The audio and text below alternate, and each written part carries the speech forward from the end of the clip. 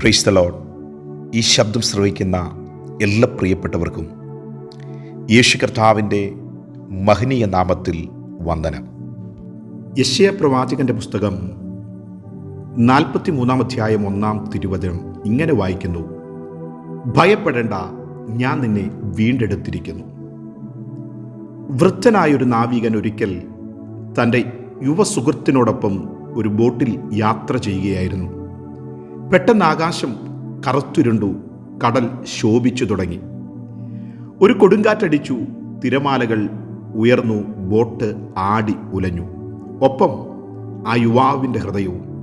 അയാൾ വല്ലാതെ പരിഭ്രമിച്ചു. പക്ഷേ ആ വയോധികനായ ആ മനുഷ്യന് ഒരു ഭയവും ഇല്ലായിരുന്നു.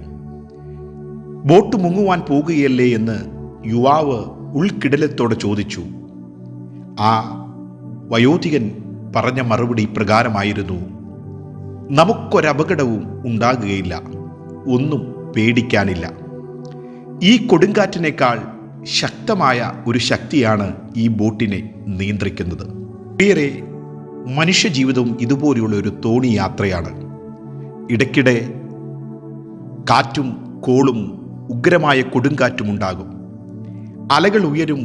അതിനിടയിൽ ജീവിതവഞ്ചി മുങ്ങിപ്പോകുമെന്ന് വിചാരിച്ച് നാം പരിഭ്രമിച്ചു എന്ന് വരാം. എന്നാൽ ഇവയെല്ലാം നേരിടുമ്പോൾ പരിചയസമ്പന്നനായ ഒരു നാവികൻ നമ്മുടെ കൂടെയുണ്ടെന്ന് ഓർക്കുക. കോടാനുകോടി ഗ്രഹങ്ങളെയും ഉപഗ്രഹങ്ങളെയും യഥാസ്ഥാനങ്ങളിൽ ഉറപ്പിച്ചു നിർത്തുന്ന അതേ ശക്തി തന്നെയാണ് നമ്മെയും നിയന്ത്രിക്കുന്നത്. നീ വെള്ളത്തിൽ കൂടെ കടക്കുമ്പോൾ ഞാൻ നിന്നോട് കൂടെയിരിക്കും. നീ നദികളിൽ കൂടി കടക്കുമ്പോൾ അവ നിന്റെ മീതെ കവിയുകയില്ല. നീ തീയിൽ കൂടി നടന്നാൽ വെന്ത് പോകുകയില്ല. അഗ്നിജാല നിന്നെ ദഹിപ്പിക്കുകയില്ല. നിന്റെ ദൈവവും ഇസ്രായേലിൻ്റെ പരിശുദ്ധനുമായ യഹോവ നിന്റെ രക്ഷകൻ. യെശയ്യാ പ്രവാചകന്റെ പുസ്തകം 43 അധ്യായം 2 വാക്യത്തിൽ ഇങ്ങനെ വായിക്കുന്നു. ഈ വചനം വിശ്വസിക്കുവാൻ നമുക്ക് കഴിയുമെങ്കിൽ നമ്മുടെ നേരെ ഉയരുന്ന എല്ലാവിധ കൊടുങ്കാറ്റുകളെയും ശമിപ്പിക്കുവാൻ ദൈവം ശക്തൻ തന്നെയാണ്. നാം ദൈവത്തിൻ്റെ കരങ്ങളിൽ ഒന്ന് ആഴമായി വിശ്വസിക്കുക, ആശ്രയിക്കുക. നമ്മൾ ആദ്യം വായിച്ച തിരുവചനത്തിൽ ഭയപ്പെടേണ്ട, ഞാൻ നിന്നെ വീണ്ടെടുത്തിരിക്കുന്നു. ദൈവത്തിൻ്റെ ജനത്തോട് ദൈവം ചെയ്തിട്ടുള്ള വാഗ്ദത്തങ്ങൾ ഓർക്കുമ്പോൾ ദൈവമക്കൾക്ക് ഭയത്തിന് യാതൊരുവിധ അവകാശവുമില്ല. യേശുക്രിസ്തു എല്ലാവിധ ഭയങ്ങളിൽ നിന്നും വിടുതൽ നൽകുന്നവനാണെന്നുള്ള സത്യം കുറിവാക്യത്തിൽ നിന്ന് നമുക്ക് ഗ്രഹിക്കാം. ഭയം നമ്മെ പിറകോട്ട് വലിക്കുന്നുവെങ്കിൽ അതിൽ നിന്നുള്ള വിടുതലായി ദൈവത്തോട് അപേക്ഷിക്കുക.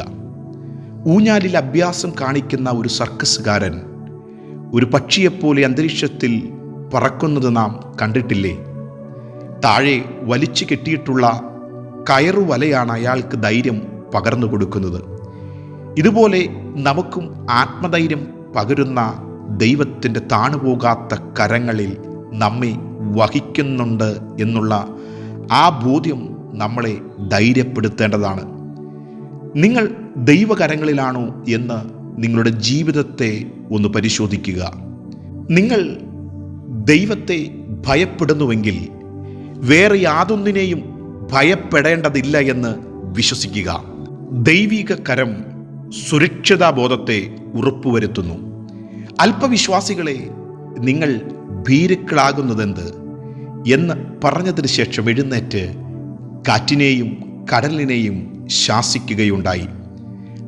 അത് നിമിത്തം വലിയ ശാന്തത അവർ അനുഭവിപ്പാൻ ഇടയായി. പ്രിയരെ, നമ്മൾ പ്രതിസന്ധികളുടെ നടുവിൽ, വെല്ലുവിളികളുടെ നടുവിൽ നമ്മളെ താങ്ങുന്ന ഒരു കരമുണ്ടെന്ന് നമ്മൾ വിശ്വസിക്കുക. ദൈവകരങ്ങളിൽ ഞാനും നിങ്ങളും സുരക്ഷിതരാണ്. ആ കരങ്ങളിൽ ആശ്രയം വയ്ക്കാം, ആ കരങ്ങളിൽ വിശ്വസിക്കുക. നിങ്ങളേവരെയും കർത്താവ് അനുഗ്രഹിക്കട്ടെ. ആമേൻ.